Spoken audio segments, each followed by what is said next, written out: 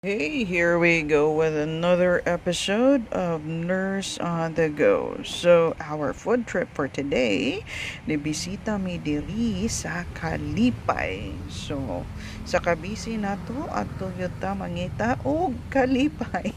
Alright, so actually, cornera kay ito. Sige na lang good, sagdi na lang good ninyo. Di ba lali maghimog content.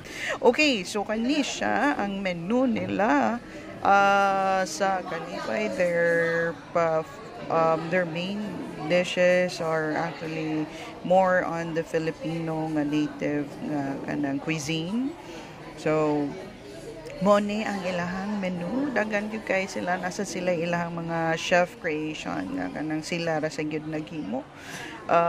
Daghan kag mapilian diri nila variety from seafood then to pork, nasa sila beef, and then kani nasa sila mga salad at aton mga traditional Filipino nga salad, and then with different dishes pod sa kaning ilahang kuan lain-lain nga meat. So nasa sila baka, and then for every nga different nga segregation sa ilang meat kay mo na siya nasa sila ilang mga chef creation. Perhaps that's really their specialty. You can give that a try. What may kasway ana sa uban kay murag unusual pa kay siya sa amoa. So we're not so also adventurous during that day. Gigutom lang yun eh.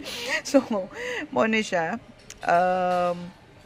And then, ang ako lang yung gika-impressan dire sa ilahan is they really have a very good ambience. Relaxing kay siya. Ang iyahang kuan is really taas kayo ang iyang ceiling, which is very kanang homey ang iyang ambience, plus ang ilang decorations really kuan really super buwa ko yung masulti. So kato siya hila tong complimentary bread. So lami tong ilahang pan, and then this one is their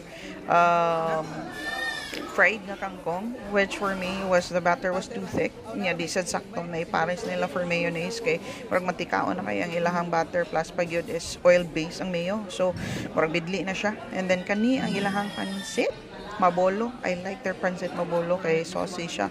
Sakto ra sa timpla. And then this one is their sinigang na baby lapu-lapu. Okay ra pod do siya, but nothing really special niya. Kani ang ilahang one of their dishes pod nga is really highlighted to nila, which is their lechon belly with the crispy skin.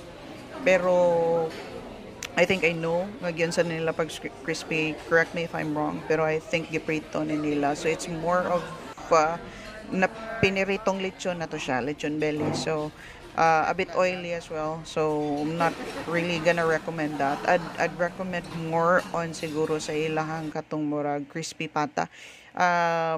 Mas lami tanawan ng ilahang crispy pata. So if it's really fried, mas ganahan pa ko ato niya. Then that would be up to you. So you could just go ahead and visit them here at Dere sa may Banawa. Right, that's it for our vlog today. Bye!